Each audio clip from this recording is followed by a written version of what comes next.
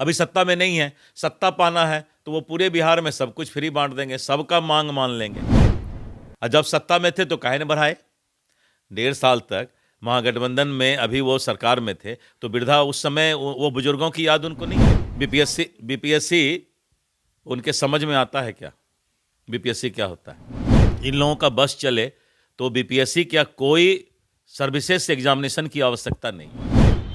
अगर हमारी सरकार बनती है तो हम 400 रुपये जो वृद्धा पेंशन या विधवा पेंशन मिलता है उससे बढ़ाकर 1500 कर देंगे।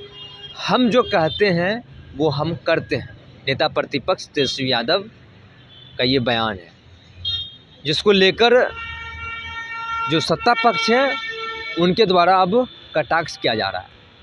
और बीपीएससी को लेकर भी लगातार तेजस्वी यादव वीडियो साझा कर रहे हैं और लगातार अपने एक्स के माध्यम से अपनी बात को रख रहे हैं कि बीपीएससी में जो लिंक बंद कर दिया गया फिर से रीओपन फॉर्म होना चाहिए, ये नेता प्रतिपक्ष का कहना है।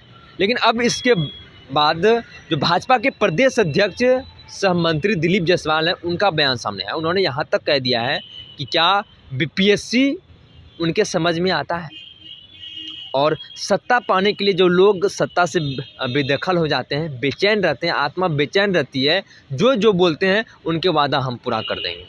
इनकी जब सरकार थी, सत्ता में आए थे, ये क्या कुछ किए थे वो सबने देखा है। क्या कुछ कहते नजर आ रहे हैं भाजपा के प्रदेश अध्यक्ष सह मंत्री दिलीप जायसवाल। आप पहले उनकी पूरे बात को सुनिए।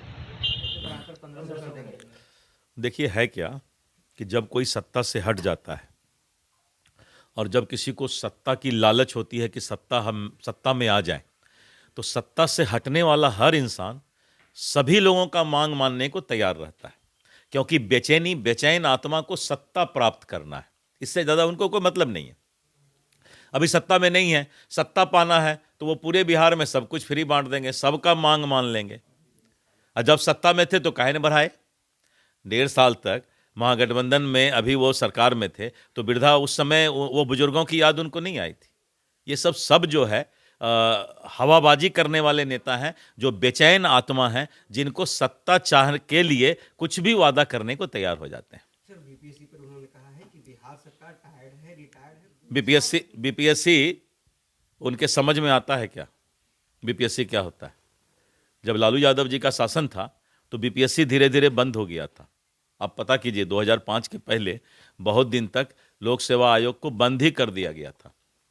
इन लोगों का बस चले तो बीपीएससी क्या कोई सर्विसेज एग्जामिनेशन की आवश्यकता नहीं है, इसलिए उनके समझ में ही बीपीएससी नहीं आता है, तो उसमें वो बोल कर भी क्या करेंगे।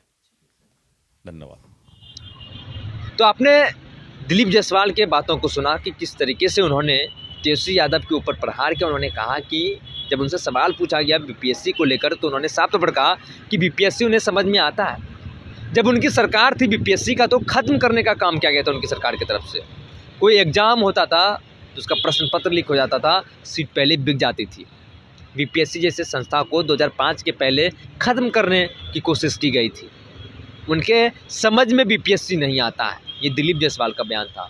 और उन्होंने आगे ये भी कहा, जो नेता प्रतिपक्ष एक वीडियो शेयर किया है, उन्होंने कहा है कि अगर हमारी सरकार बनेगी तो हम 400 से जो विधवा और वृद्धा पेंशन है उसे बढ़ाकर 1500 रुपये कर देंगे।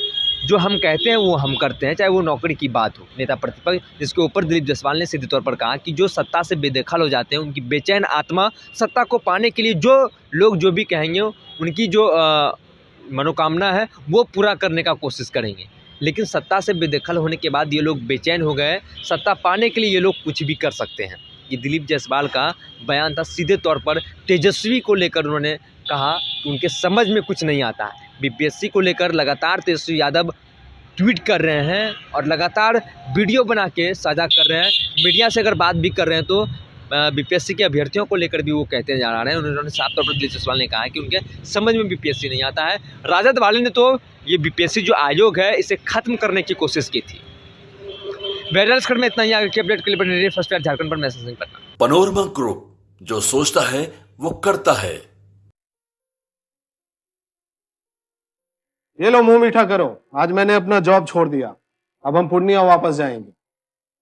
जॉब छोड़ दिया है? मतलब ये घर कैसे चलेगा, हम करेंगे क्या और माँ बाबूजी क्या बोलेंगे? इसलिए मैं एक और मिठाई का डब्बा लाया। अपने बिजनेस के लिए लोन अप्रूव हो गया। अरे लोन अप्रूव हो गया वो तो ठीक है, लेकिन पूर्णिया में हम रहेंगे कहाँ? अपना घर भी तो नहीं है वहाँ। इसलिए तो एक और मिठाई का डब्बा अलग से लाया हूं। हमने पूर्णिया में घर ले लिया है, पूर्णिया के ई होम्स पैनोरमा में। पूर्णिया में पैनोरमा ग्रुप लेकर आए हैं ई होम्स पैनोरमा। बड़ा घर, आलीशान जिंदगी और अत्याधुनिक सुविधाओं के संग। अरे अरे, अब क्यों मुंह मीठा करवा रही हो? क्योंकि हम घर वापसी जो कर रहे हैं। घर वापसी की खुशी पूर्णिया में ई होम्स पैनोरमा के संग। ई Homes Panorama, luxurious lifestyle redefined.